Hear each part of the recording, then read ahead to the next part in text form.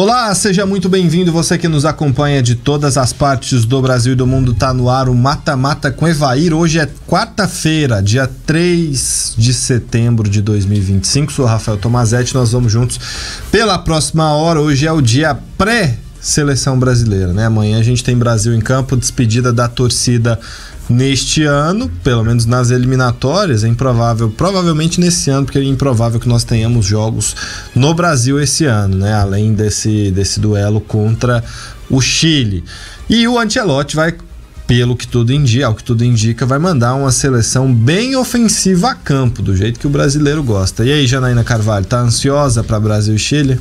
Eu sempre gosto dos jogos da seleção, né? Então eu tô ansiosa e eu preciso ver luz no fim do túnel, porque tô cansada de ver a seleção jogando mal. E aí, Evair, animado?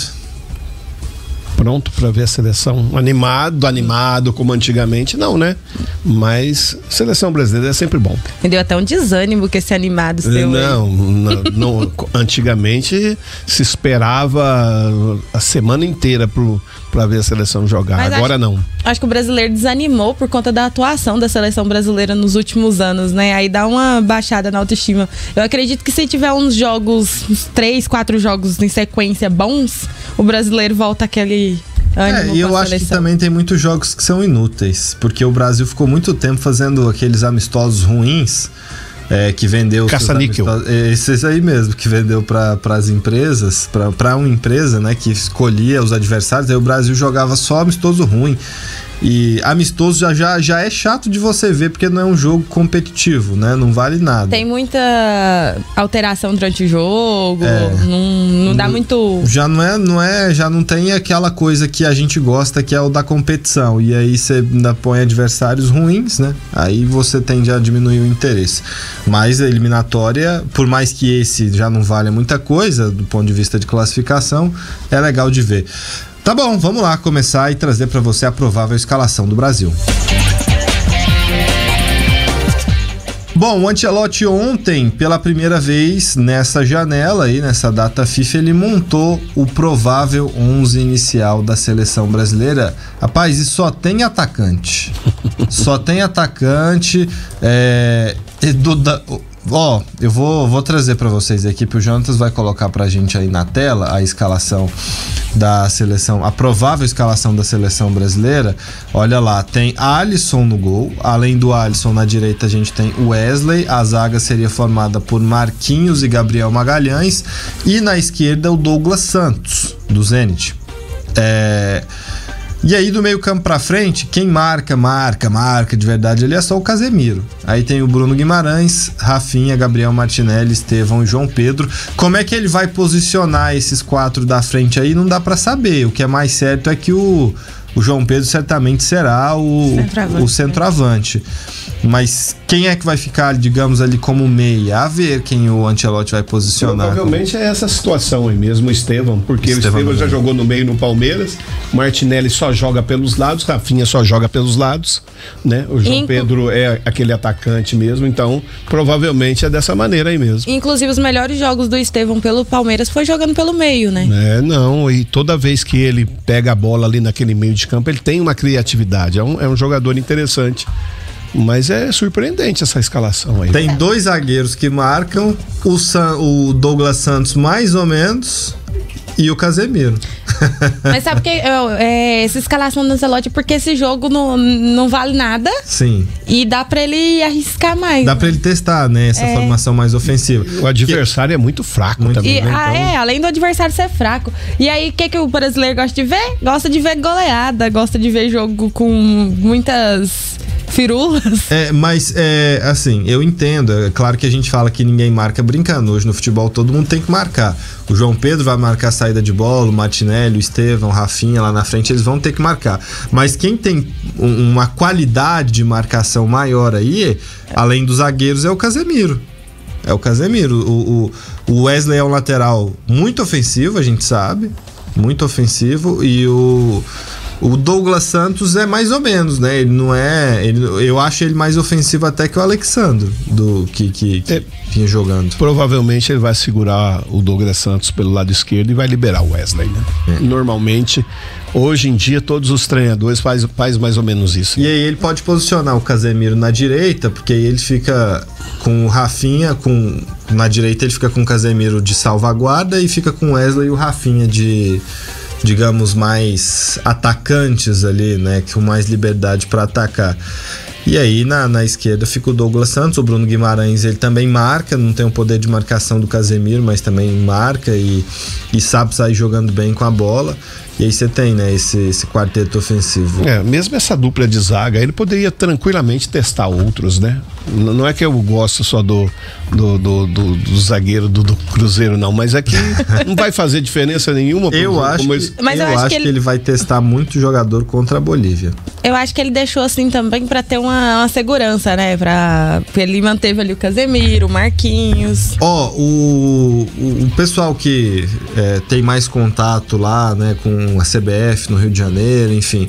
Quando o Ancelotti veio, a informação que tinha do staff dele era que a zaga titular da seleção ele via como o backline ali, titular da seleção, ele via da seguinte forma: Alisson, na direita o Militão, Marquinhos, Gabriel Magalhães e na esquerda o Alexandro. Portanto, o que ele tinha de ideia quando ele aceitou vir para o Brasil seria, de formação de defesa, seria essa: Alisson, Militão, Marquinhos e Gabriel Magalhães, que é a primeira vez que ele vai testar essa zaga. Da última vez o Gabriel Magalhães estava machucado, não jogou, e na esquerda o Alexandro.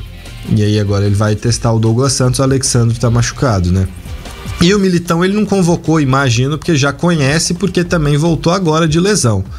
Então acho que talvez tenha sido o motivo do Militão não estar nessa lista. O que me surpreendeu foi o Alexandro, o outro, sem ser o lateral, perder a posição. Não, mas talvez assim, também porque teste, né? Não, é o que eu falei aqui, a informação é essa. A defesa titular do Brasil ele via dessa forma: Gabriel Magalhães e Marquinhos. O Alexandro foi um teste, até porque o Gabriel Magalhães... E uma surpresa, né? O Gabriel Magalhães naquele momento não pôde ser convocado, agora ele tá de volta.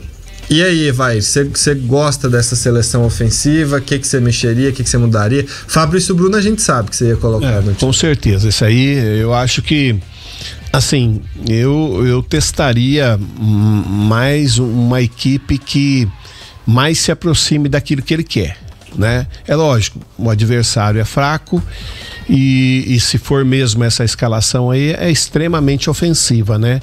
Eu não vejo isso algo que possa lhe acrescentar lá na frente, porque ele não vai jogar um mundial com essa seleção aí, dessa maneira. É lógico que a gente entende que ele precisa testar alguns jogadores e o momento também é esse. Agora tem algumas pessoas aí que subiram de nível, né? O João Pedro, por exemplo, na última convocação, ninguém lembrava do João Pedro. A gente até falou aqui que não sabia nem quem era, né? Não, ele nem foi convocado, né, na última. No jogo que aconteceu em Brasília, ele foi convocado. E antes do jogo, a gente tava... Não, tô falando na primeira do Ancelotti. Ah, sim. Mas assim, ele foi convocado... Não, eu conhecia ele, porque eu assisto o Brighton. Sim, mas a gente tava aqui, eu e Evair falou assim que a gente não sabia quem era, lembra? Foi da mesma forma que a gente falou do Wanderson, que a gente não sabia quem era. No Wanderson eu vejo menos porque não assisto tantos jogos do Mônaco, né? Mas o João Pedro pela Premier League eu já o conhecia. Agora ele mudou muito de patamar depois que foi pro Chelsea. E como muda rápido, né? Você pode ver que Igor Jesus era dado como certo, um artilheiro no Brasil, tal, de repente sumiu, né? Foi para longe, não se ouve falar e de repente aparece aí. Ele tá de reserva lá no Nottingham Forest, né? Perde espaço, porque lá pra ele é difícil, porque o Chris Wood, que é o centroavante, é artilheiro do time, foi quase artilheiro na Premier League. Tem Salah, cara faz um monte de gol, né? É difícil pra ele chegar e desbancar. Os jogadores que atuam no Brasil, que são destaques, ir pra lugares onde as chances de ficar no banco são maiores e a visibilidade é menor para eles, é um pouco arriscado, né? Ainda mais numa época que tá fazendo testes para uma Copa do Mundo e quando o objetivo do jogador é ir para a seleção. De fato. Bom, outro jogador que eu tô curioso para ver chegar no seu potencial na seleção que ainda não atingiu é o Martinelli, porque ele joga muito bem no Arsenal, mas na seleção o Martinelli ainda não brilhou como deveria, né? Como poderia brilhar. Vamos ver se com o Ancelotti ele consegue desencantar, né? É um cara que eu acho que tem boas condições de ir bem na seleção e fortalecer ainda mais esse ataque. Às vezes é que é uma formação, o estilo de jogo do treinador também, que não casa com o jeito do jogador, né? E tem isso também. E o Estevão, se ele for fazer essa função de 10 aí, o que vocês esperam? Porque lá ele fez no Palmeiras, mas lá no Chelsea ele tá jogando de ponta. Se caso mesmo concretizar isso, pro Estevão é tranquilo, porque ele sabe jogar ali naquele meio. E tem capacidade, né? É habilidoso, tem visão de jogo. Nesse esquisito aí, eu não sinto assim que ele vai sentir muito, né? Eu acho que jogo como esse é mais um entrosamento mesmo. Dos jogos que o Estevão fez no Palmeiras, na minha opinião, que ele se desenvolveu melhor e se destacou mais foi quando ele jogou de meia, né? Então... eu não vejo um problema. Agora o nosso tempo tá curto, mas depois eu quero até propor uma discussão aqui sobre essa função que antes a gente tinha fartura de camisas 10 e antes não é tão antes não, a gente até recentemente tinha muito camisa 10 para poder convocar. E hoje a gente sofre sem camisa 10. Aí a gente propõe um debate daqui a pouquinho, depois do intervalo, sobre esse assunto. O que você quer falar aí? Era pobre do futebol brasileiro. Intervalo, daqui a pouco a gente volta.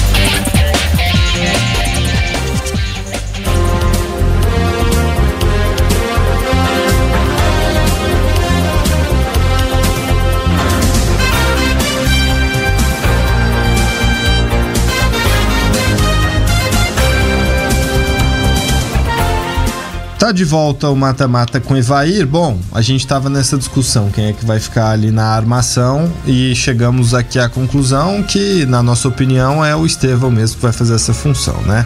Que é mais ou menos aquele posicionamento que a gente mostrou aqui no último bloco. E aí tem uma discussão muito grande que a gente inclusive sempre faz ela aqui, da carência que nós temos hoje de laterais, meias e até centroavante. Centroavante agora a gente vai testar de novo o João Pedro, que tem ido bem. E aí de centroavante ainda surge um ou outro, né? Mas centroavante a gente tem até algumas opções, só não são tantas, né? Quanto a gente tinha antigamente. Mas lateral e um camisa 10 é mais raro. E aí o que você ouve o pessoal falar, quem forma os treinadores de base, não sei se você chegou a ser treinador de base ou só profissional? Não, só profissional. É que como o Brasil é um mercado exportador, o menino é bom, ele é veloz, ele ataca bem, ele é habilidoso. Antes esse cara podia ser um camisa 10, o cerebral ali que organizava, ou ele poderia ser um lateral que subia, ia bem no ataque, driblava, enfim, né? Que são características que os laterais brasileiros historicamente têm. Hoje, porém, como o que a Europa compra é ponta, é jogador de ponta, você pode ver aí as transferências mais caras aí dos últimos anos todos, o Neymar atuava como segundo atacante, eventualmente na ponta, né? Lá no Barcelona ele jogava na ponta. No PSG também, o Estevão agora, você tem o Vinícius Júnior, os principais nomes, o Rafinha, os principais nomes atuam na ponta. Fora também que aí vem a questão financeira, né? Que os empresários também vendem mais os jogadores assim, porque dá dinheiro, pois né? Aí o argumento, só para complementar essa informação, é que o menino é bom, às vezes não é nem um déficit lá na formação, não é que o treinador da base não enxerga que falta esse cara, é que ele é obrigado a lapidar esse cara naquela posição que vai ser melhor pro clube vender depois. Vocês acham que tem isso? Como é que vocês analisam? Não, e hoje em dia, querendo ou não, todo mundo quer ser o centroavante, quer ser o 10, quer ser o cara que faz o gol, quer ser o herói do time, né? Então, isso tudo conta também, né? É lógico, precisa ter, não é possível que não apareceu há 10 anos atrás, 5 anos atrás, um lateral direito, um lateral esquerdo, né? Apareceu, é lógico. Se ele tem um pouquinho de qualidade, os caras querem colocar um pouquinho mais pra frente, justamente o que você tá falando aí. Pra poder, né, tentar vender um pouquinho mais. E às vezes o cara pode até ser até melhor como um lateral do que como um meia ou como um volante, né? Mas cai nessa situação aí, né? Todos querem um pouquinho mais de dinheiro. Caso do Jean Lucas, né? Que era atacante lá no Bahia, o Rogério Ceni, ele trocou ele de posição. O Luciano Juba. O Luciano Juba. Colocou ele como lateral e hoje ele joga melhor como lateral do que como jogava como ponta, né? Sim, aí foi um achado, né? Pois é, talvez... Zé Rafael foi assim? Talvez o treinador da base, não tô falando que é o caso, tô jogando uma suposição. Talvez o treinador da base tenha visto o Luciano Juba um bom lateral, só que aí sabia que precisava pôr os que são melhorzinhos lá no ataque, aí o Rogério sempre falou, não, vai aqui depois, né? Enfim, eu sou da seguinte opinião, o dinheiro mudou muito o futebol. O Evair, acho que ele vai saber dizer isso melhor do que a gente, porque ele participou de um futebol menos endinheirado. O dinheiro mudou muito o futebol pro bem e pro mal, porque trouxe muitos recursos, trouxe salários melhores pros jogadores de ponta, pelo menos, para aqueles que disputam as melhores competições,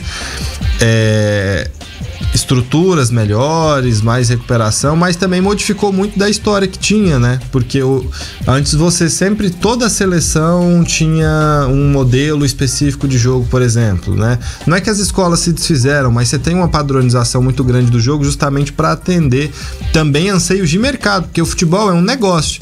Então, se um negócio tem demanda, hoje a demanda é por goleiro, amanhã é por atacante, o que os caras que vão ganhar dinheiro com isso querem fazer? Querem que o seu esteja naquela posição porque você ganha mais, lógica. Não, mas é bastante comum isso. Tudo quanto é tipo de situação que envolve o povão, a mídia, ela vai ganhando proporções assim de destaque e o dinheiro vai aumentando. O Brasil, quando em 94, eu passei 24 anos, o Brasil não era campeão do mundo, depois de 94 deu aquele salto, aí veio a Parmalat pro Brasil um pouco antes, aumentou o salário dos jogadores, essas empresas entrou no futebol de maneira que fazia com que os outros tivessem que crescer também, e isso foi gerando essa inflação de ter que seguir aqueles que estão em frente, né? Que estão ali se destacando. O Palmeiras foi isso naquela época, aí veio o Corinthians, aí veio o São Paulo. Então, isso faz com que... Só que, o que acontece? Aqueles que tinham aquela coisa de revelar jogador, conseguia ainda se manter. O Guarani se manteve naquela época, revelando jogadores, no meu caso, que foi revelado lá, e times como o Palmeiras, que não revelava ninguém, sempre com dificuldades de ganhar títulos, de sobressair, né? Hoje não, já mudou isso de novo, né? O futebol deu a volta de novo. Aquele que sabe revelar bem, sabe ganhar no mercado. Aquele que tem estrutura forte e coesa e honesta, consegue se manter no mercado. Algo que foi mudando, o futebol foi ensinando e logicamente o dinheiro foi crescendo. Vocês acham que no futebol de hoje a gente tem poucos 10 no mundo, né? Que a gente consegue lembrar com 10, com cara de 10 aí, o Evair cita o Palmer. Eu acho que o Palmer é até menos cerebral do que aquele 10 clássico, né? Ele circula muito, mas não é aquele cara assim... O último cara que eu vi no Brasil que tinha tudo pra ser um 10 clássico, que tem essas características do 10 clássico que a gente fala, é o Ganso, quando ele surgiu lá no Santos. O Ganso tinha muita aquela enfiada de bola, aquela coisa de ver o espaço, o jogo, mas aí a carreira dele a gente sabe que passou por vários problemas. O Ganso é mais ou menos Assim, é como o Alex, como o Djalminha. Exato. Né? Esses eram 10 mesmo, com habilidade, né? E assim, são jogadores que sequer foram para a seleção brasileira, né? E aí, que é uma pena muito grande. Que né? eu acho que tem muito a ver com a questão física do jogo também, né? Porque o Ganso sempre teve muito problema físico. Ele foi para a seleção. Se machucou demais. Se machucou demais. O Djalminha largou a profissão muito rápida. Sim. E o Alex não teve oportunidade. Não Mas teve porque. O Alex é porque a dele era dura. Já era dura. Tinha Ronaldinho Gaúcho, então a concorrência era maior. E a gente, assim, acho que o jogo também mudou, porque antes o 10 era um cara essencial. O seu time ser criativo, você tinha que ter um cara que pensasse o jogo. Eu acho que o jogo mudou a ponto de esse cara não ser mais essencial, do time sobreviver com a criação de um cara, de um volante que vem de trás, da velocidade dos pontas. O jogo, assim, o que eu vejo é isso, teve uma transição muito grande, porque eu lembro, há 15 anos, por exemplo, todo time brasileiro tinha, mal ou bem, tinha um jogador que fazia essa função mais cerebral de 10. Hoje não. Hoje quem é que tem um cara aqui que faz? O Flamengo com a Arrascaeta. E os outros times usam praticamente o 10 com aquela coisa de... velocidade, né? Sempre buscando e muitas vezes é usado também para marcação, né? Então esse 10 perdeu essa característica. Esse 10 que você está falando aí, no Brasil nós não temos nenhum brasileiro assim. Tem Alan Patrick, tem o 10 do Cruzeiro, tudo, mas Marcos Pereira, né? Mas são assim, muito pouco para aquilo que a gente tinha antes, né? O Matheus Pereira, eu acho ele muito mais um atacante do que um meia. O estilo dele, na minha opinião. Segundo atacante, né? O Alan Patrick, eu acho que ele ainda é mais... Tem resguarda estilo essas mais características. De meia, apesar de ter um pouco menos de qualidade do que se espera, né? De um camisa 10.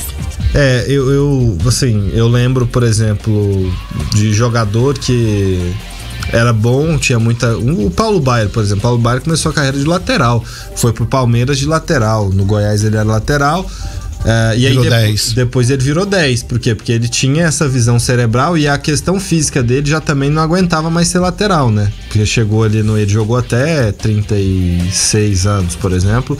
E é difícil. O Marcos Rocha tá aí com seus 38 pra mostrar que lateral com 38 ainda joga em 2025. Mas é raro, né? difícil. São exceções. Lateral é uma posição que te cansa mais, né? Porque exige você tem muito. Que atacar e voltar, a história, a gente sabe. Talvez na época do Paulo Baier fosse assim. Hoje o lateral tem até assistente, né? A gente vê lateral que tem assistente dentro de campo e o corredor, o cara tem que correr, o velocista desse lateral tem que voltar para marcar o lateral. Então isso, de uma certa maneira, ajudou muito aos laterais. Mesmo assim, a gente não consegue revelar bons laterais. E vamos ver o que vai virar do Wesley, né? O Wesley foi pro mercado, o Evair esteve lá, sabe que na Itália aprende-se muito sobre marcação, sobre sistema de defesa. E acho que o Wesley vai aprender bastante lá. A qualidade ofensiva ele já tem, agora vai aprender a marcar melhor, né? E vai crescer muito como indivíduo também, porque lá ou você vai se adequar àquilo que o italiano precisa ou quer, ou você sucumbe às suas características, porque querendo ou não lá ele vai ter que saber jogar, vai ter que saber marcar e vai ter que saber se comportar como profissional também fora de campo. É algo que o italiano, pelo menos na minha época, a exigência era muito. Dizem que tem uma diferença do norte pro sul, né? Mas... Tem diferença, sim. O norte dizem que eles dizem que é o povo mais trabalhador e dizem que o sul é mais tranquilo, praia, né? Mas coisa que existe em todo o país. Todo o país tem esse ou aquele. Divisão, né? Vamos pro intervalo, daqui a pouco a gente volta.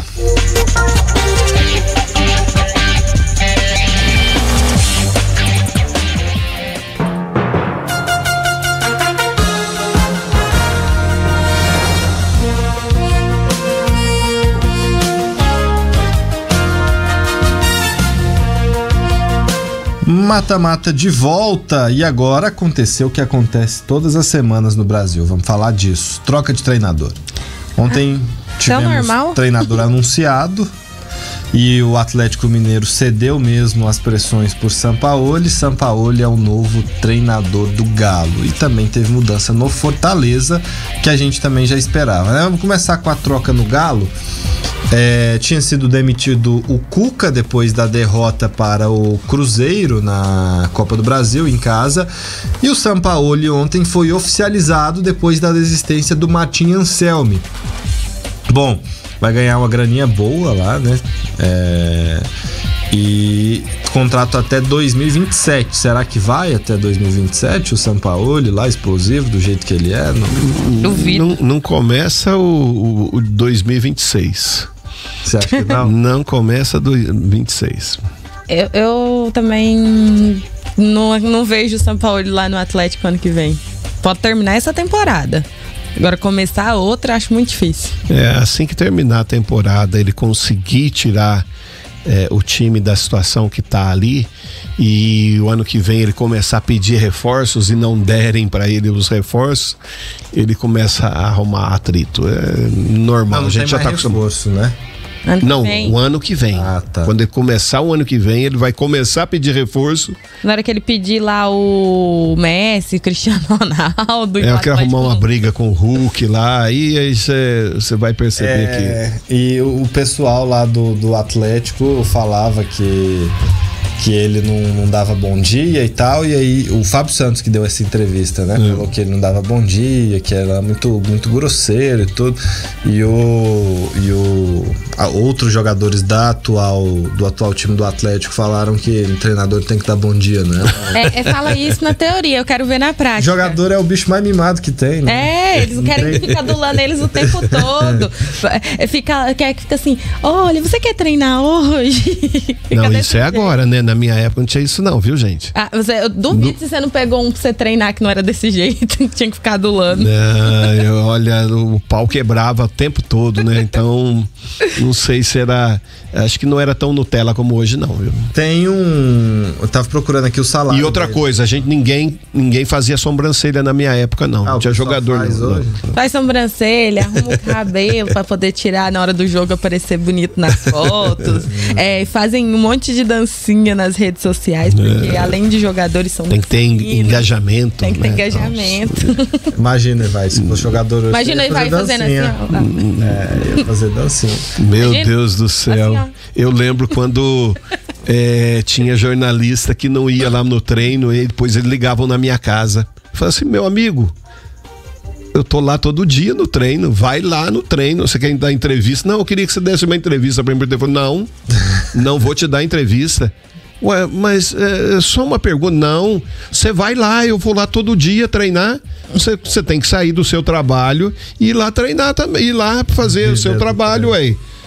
E ele ligava em casa, eu não pude ir, tava dormindo, queria que... Tava dormindo? Não.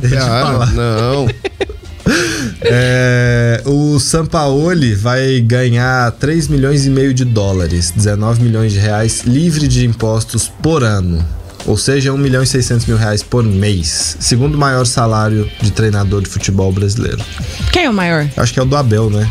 Tem que conferir, mas acho que é o do Abel o valor mais alto. É grana, viu? É grana para um time que tá sem dinheiro. Pagar 1 milhão e 600 mil por mês pro treinador, livre de impostos. Tava com o salário dos jogadores, dos trabalhadores do clube, de todo mundo, atrasado até mês passado. Podia dar um bom dia, pelo menos, né? Com esse salário aí. Com esse salário eu ia acordar sorrindo, dando bom dia até pras árvores na rua. Agora, eu não sei se o Sampaoli tem toda essa... Porque ele fez um trabalho bom no Atlético Mineiro, fez um trabalho razoável no Santos, mas razoável pra bom. No Flamengo não foi bem, depois que ele saiu aqui do futebol brasileiro não foi bem e tá um tempo parado. Eu não sei se ele vale todo o combo Sampaoli, sabe? Porque o combo Sampaoli tem muita dificuldade de lidar no dia a dia, aquele cara que exige demais de reforços milionários e o clube não vai ter dinheiro. Eu não sei se compensa o desgaste, sabe? Quero ver como que vai ser Sampaoli junto com o Hulk e Dudu no mesmo ambiente, assim, ó. Ah, meu Deus. Clima adorável. Por isso que eu acho que não chega até 2026, não. Se ele cair no Galo esse ano, é porque o Galo vai brigar pra não cair até o final, hein? A situação que tá no campeonato é difícil demais, né? Tem que ter sair de uma situação criada por eles mesmos, né? Que não dá pra entender. Porém, não vejo assim um timaço também do Atlético Mineiro para poder disputar grandes. Quem sabe seja o Sampaoli que vai dar essa qualidade a mais aí para esse time sair da situação que está. Tinha time para ficar ali no meiozinho da tabela, jogando tranquilo, brigar pela Libertadores, né? Mas caçou o problema pra cabeça, né? Porque não, e outra coisa, olha pro outro lado da rua, vê o seu maior rival, né, batendo dentro da sua casa, fazendo bons campeonatos, buscando título, brigando por títulos, né? Então, o Atlético Mineiro precisa se mexer mesmo. Eu acho que o maior problema aí do Sampaoli é que já chega com um problema gigante, né? Que é tentar amenizar um 2-0 em casa, né? Vai ter que jogar fora de casa, buscando resultado na Copa do Brasil. Ele tem que reverter esse resultado da Copa do Brasil, ele tem que tirar o time da situação que está no Campeonato Brasileiro e tem que ganhar o título da Sul-Americana, né? Ele tá com quantos pontos, o Atlético Mineiro no campeonato? 24 pontos, nossa. Se alguém lá de baixo ganhar 2 jogos... Não, um jogo. Um jogo. Tem 22 pontos, tá verdade, já tá na série. Perdeu um jogo e alguém de baixo bateu um jogo e já tá na zona de rebaixamento. Eu citei aqui a frase do Fábio Santos numa entrevista que ele falou que o Sampaoli não dava bom dia e tal.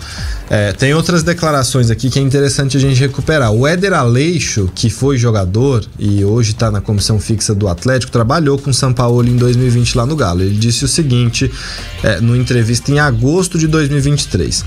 O trabalho dele aqui dentro de campo foi muito bom, nós não reclamamos do trabalho dele. Fora de campo, tinha problemas comigo, do auxiliar técnico, do supervisor. Ele nos proibiu de participar dos treinamentos. Ficamos 1 mês sem poder participar. Se o treino era na parte de cima do CT, a gente tinha que ficar na parte de baixo.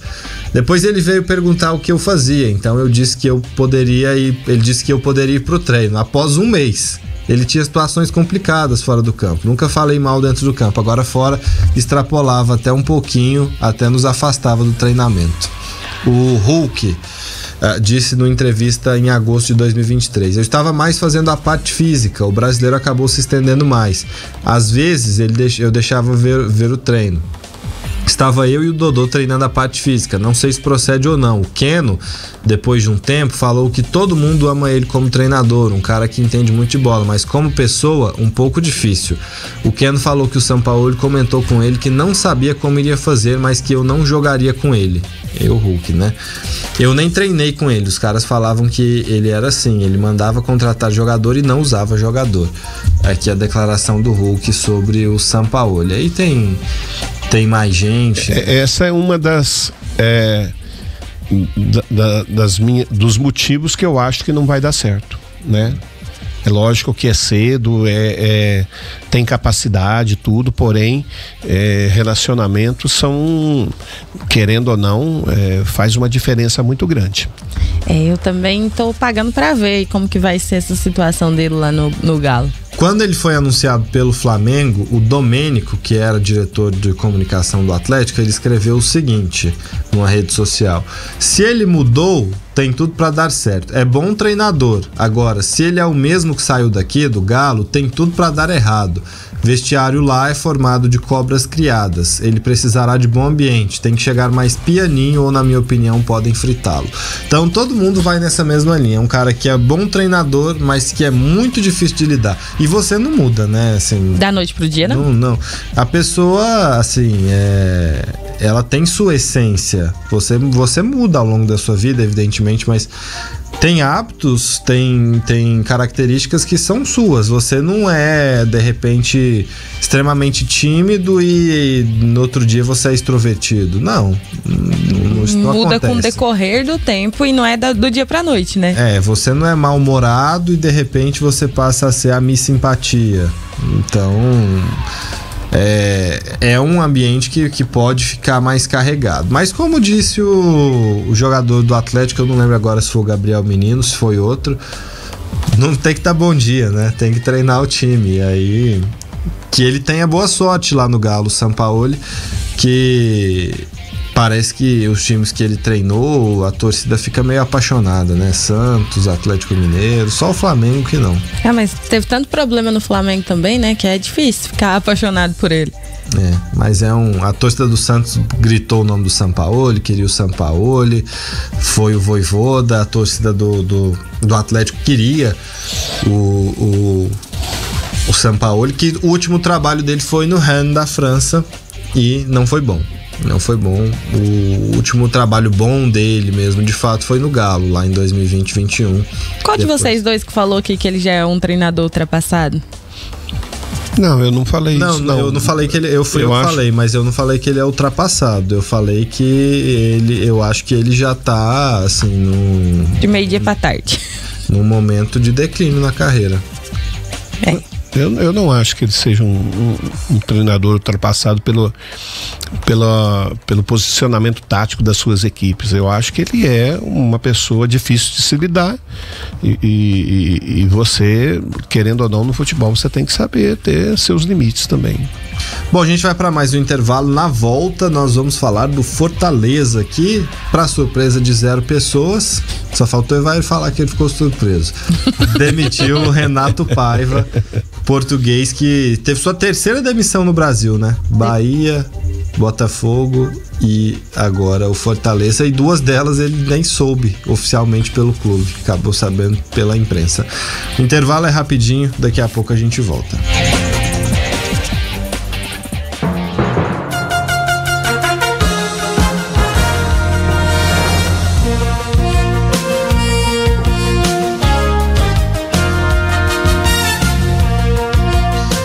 E caiu mais um, Renato Paiva. Chocando, todo mundo esperava. Total, né? De 0 pessoas. Todo mundo esperava. Depois que o Fortaleza perdeu pro Inter, eu até comentei aqui na segunda, né? Que eu esperava, que o jogo foi mais tarde, eu esperava acordar e ler a notícia da demissão do Renato Paiva. Fiquei surpreso que ela não aconteceu naquela depois da derrota, né? E aí o Fortaleza se reuniu ontem e comunicou a demissão do Renato Paiva, que não soube, Evair, pelo clube.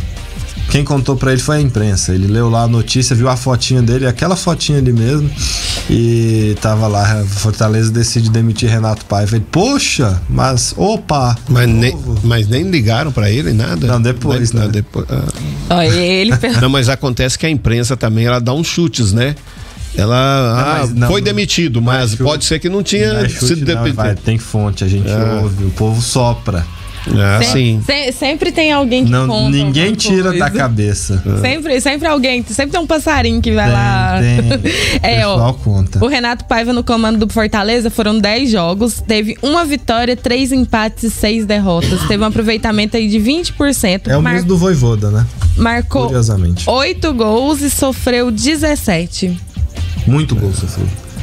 Muito ruim. 17 gols sofridos em 10 jogos. É muito gol sofrido. E 20% de aproveitamento é muito baixo. Muito baixo. Oportunidade de Pochettino, né? Ir pro Fortaleza, né? Qual Pochettino? O treinador que ia pro Galo. Como é que é o nome dele? O argentino. Anselmi, não é Pochettino. Tá na seleção dos Estados Unidos, aí eu fiquei pensando. Sei de onde eu tirei Pochettino. É que o Anselmi. Lá o cenário seria melhor pra ele, né? Do que o Atlético. Sim. Quer dizer, seria melhor e não seria, né? Porque o time tá na zona de rebaixamento. Mas acho que ele não vai, não. Vai não. O Fortaleza tá buscando um técnico de perfil defensivo, gente. Porque entende que o momento agora que o Fortaleza não tem um time que o elenco não é essas coisas pra ficar atacando os outros, que é um técnico que defenda. É engraçado, né? O Renato Paiva saiu do Botafogo com aquela conversa do Botafogo Way, que tinha que ser ofensivo, tava defensivo demais. Aí agora ele sai do Fortaleza, o tipo que é um treinador coitado, né? Não dá pra nem entender, né? Mas isso aí é um planejamento, né? Porque o pessoal busca técnico com característica diferente do que contrata. Contratar, Deus dará. Tipo assim, vamos testar, vai que dá certo. Tem 2 nomes que já foram ventilados lá em Fortaleza. Jair Ventura, hoje no Avaí, perdeu ontem pro América Mineiro 2-0 sem receber salários. Ele reclamou ao vivo durante uma entrevista num dos jogos que aconteceu, que estavam todo o elenco, jogadores, staff, o pessoal que trabalha no clube com salários atrasados. Aí ele até falou durante a entrevista que quem tem uma reserva, quem tem um poder aquisitivo melhor, que consegue ter o dinheiro guardado, consegue sobreviver aí a um atraso de salário, 1, 2, 3 meses. Mas que as pessoas que não têm essa condição, que, por exemplo, as pessoas que trabalham dentro do clube, não tem dinheiro para comprar comida pro filho. E aí ele criticou bastante o Avaí em relação a isso. O Eduardo Batista é outro nome que tá sendo ventilado. O Batista, ele hoje é treinador do Criciúma, treinou por muito tempo o Novo Horizontino, tá no Criciúma e comanda um time que tem uma reação espetacular, né? Tava brigando contra o rebaixamento, o Criciúma caiu da Série A pra Série B ano passado e agora tá no G4 e colando lá nos líderes. O Criciúma vai muito bem com o Eduardo Batista. Eu não sei se o Eduardo Batista toparia, porque ele sairia de um time que tem boas chances de subir, de né? Série A no ano que vem para um time que tem sério risco de cair para a Série B, né? Não, e no meio do campeonato praticamente, né? Aí você vai para um ambiente totalmente desfavorável, você está num ambiente favorável que está te dando oportunidades para ir para um ambiente desfavorável. Acho que seria um tiro no pé. Nesses 2 cenários aí, melhor seria o Jair, né? O Jair toparia, né? Porque o Avaí dificilmente vai subir toda essa situação, né? Para ele seria melhor, e pro Fortaleza, que mesmo se o Fortaleza cai, se ele faz um acordo para ficar lá, né? Ele tem um time que é candidato ao acesso ano que vem na mão. Mas importante citar aqui também que o Renato Paiva tem feito más escolhas de carreira, né? Ele vem pro Bahia, fica pouco tempo e sai, mas pelo menos foi um tempo maior. Aí ele vem pro Botafogo. E aí o Botafogo foi onde se esperava que ele decolasse. Mas, né? Ali o problema ali nem foi o trabalho dele no Botafogo, né? Foi o John Textor, né? Por isso que eu tenho dito que ele tem feito más escolhas de carreira. Porque aí ele poderia ter pensado nessa situação aí que vocês falaram da falta de planejamento. A falta de planejamento dos clubes, muitos dos clubes, não todos os clubes, ela é visível para todo mundo. E o mais evidente nos últimos tempos é o Botafogo, né? Que inclusive o Cuiabano voltou pra lá 4 dias depois de ser vendido, né? Essa é uma situação surpreendente, né? Foi vendido 4 dias depois, ele voltou emprestado. Ninguém. Voltou, vendeu e o Nottingham Forest emprestou de novo pro Botafogo. Agora, ele sabia que o Fortaleza estava numa situação difícil, ele sabia que o elenco tinha seus problemas, não necessariamente só de qualidade, mas de encaixe mesmo, são jogadores mais velhos. Ele sabia que vem numa entre-safra, numa transição de um treinador que ficou muitos anos, que era o Vojvoda. Teve muitas coisas positivas no clube. Que teve muitas coisas positivas no clube, portanto ele teria essa sombra ainda. Então eu acho que para um cara que já tinha feito 2 trabalhos em que ele acabou demitido e não conseguiu completar um ano inteiro de trabalho no Brasil, ele se queimou. Mas você tem que entender que o ser humano é assim, né? Não tem jeito, ele aparece um desafio para ele vai. Né? Ele quer provar, principalmente treinador quer provar que é bom, né? Quer provar que é bom, quer provar que tem capacidade de fazer um trabalho. É uma coisa que quem tá dentro do futebol tem isso consigo. É diferente. Você tem que ter uma paciência muito grande, mas é esse o pensamento. E olha, o Daverson, que foi afastado pelo Renato Paiva, né, dos treinamentos. Agora ele tripudiou. Ele usou as redes sociais, né? Porque ele gosta, né? Ele gosta de uma resenha. Aí ele colocou lá que marcou gol contra o Barcelona na era MSN. Colocou também que marcou gol no time que tinha Cristiano Ronaldo, que o time na ocasião perdeu, só que ele fez o gol. Aí ele quis dizer que, na minha opinião, né, que o problema não era ele, que o problema era o Renato Paiva, porque ele era bom jogador. Só que eu concordo plenamente com o afastamento do Daverson. Pelo menos nem que fosse por um tempo, para ser disciplinar.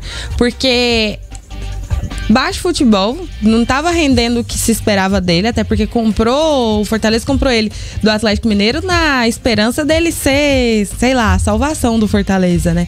E uma firula, pouco futebol, cheio de gracinha, não dá. Mas quando você contrata o Daverson, você sabe que o pacote é esse. O pacote é total. Não dá. Oi, vai, na sua época, quando vocês queriam mandar recado, não tinha rede social, vocês faziam o quê? Ligava pro na rádio. Jornalistas na rádio? Nunca. Não, você não, mas... Não, na minha época, o jornalista era tido como inimigo. Um adversário a mais. Mesmo porque eu jogava num time em que era muitos anos de fila e eles queriam continuar que fosse aquela fila, que aquela gozação continuasse. Então, muito poucos amigos dentro do futebol. Pra você ter uma ideia, os palmeirenses da minha época criticavam muito nós. Por estar naquela fila lá, por estar naquela... era um peso nas costas muito grande e eles continuavam, né, tripudiando e falavam mal também da gente. Então a gente não tinha amizade com jornalista nenhum. Eu, pelo menos, nunca tive amizade nenhuma com jornalista. Hoje até tenho. Hoje até me convivo. Você tá do lado de cá, velho. Não. Agora eu sou comentarista, eu não sou jornalista, né? Olha, mas hoje em dia tem muitos jogadores aí que são amigos dos jornalistas e eles passam as coisas, viu? Os próprios. O pessoal conversa. É igual eu falei, sempre vem de algum... Sempre tem um passarinho. Sempre vem de alguém. Galera, só pra fechar aqui nosso programa... O mercado da bola terminou ontem e o Marcos Leonardo não veio pro São Paulo, que ficou negociando até meia-noite praticamente. Dizem que o Muricy ficou lá no CT da Barra Funda até mais de 10h30 para tentar selar esse negócio. Até o Lucas tentou. Até o Lucas. Tentaram de tudo com os árabes, mas o pessoal do Al Hilal não liberou o Marcos Leonardo e o São Paulo ficou só com o retorno do Rigoni, que já jogou aí, né? E o Marcos Leonardo aí na foto não veio para o tricolor. Pelo menos não agora. O Rigoni parece que teve boa passagem. Teve boa passagem. Aí depois ele foi pro futebol dos Estados Unidos, depois ele jogou, eu não sei se foi no México, e agora volta pro São Paulo. Mas o Marcos Leonardo seria um baita reforço. O São Paulo, com todas essas lesões, perdeu Caleri. Aí perdeu o substituto do Caleri, que é o André Silva. Não tem o Lucas, não tem o Oscar, que... quando voltam se machucam. Tem 9 jogadores no departamento. E o incrível é que essa lista não diminui, né? Não, só aumenta. E eu não sei como é que é a janela dos outros países, tal, mas também ficou ruim pra ele, né? Ficou ruim pra ele. Só tem a Turquia, Beta. Ficou ruim, porque querendo ou não, ele já disse que não quer ficar. O treinador italiano, com certeza, já deu um basta pra isso. Esse assunto já tá resolvido. E vai pra onde? O Brasil não conseguiu vir. É o Simone Inzaghi que tá lá, né? Não é o Filippo, não, Simone. O São Paulo que vai tentar de novo em janeiro. O Marcos Leonardo. Mas aí janeiro pode até... Pra pretensão dele de Copa já tá ruim, Fica né? ruim, fica muito ruim. Fica quase impossível. E aí vai ficar aí 6 meses sem jogar com tanta frequência. Não, e aí ele perde uma parte decisiva que ele poderia mostrar muito bom futebol na Libertadores, na reta final do Brasileiro, né? E pra começar em estadual, que o nível é mais baixo, o Ancelotti não vai brilhar os olhos. Ainda mais na posição dele, que tem muita concorrência, né? Que é ponta. E apareceu vários agora, né? Centroavante tem... Até Luiz Henrique pode jogar ali pelo meio. Pois é. Galera, chegou a hora da gente se despedir, então tchau pra vocês. Tchau, Evair, até amanhã. Até amanhã, forte abraço. Janaína, tchau pra você, até amanhã. Tchau, até amanhã. Gente, obrigado pela companhia, pelo carinho da audiência. Amanhã a gente tá de volta com o Mata Mata. Tchau.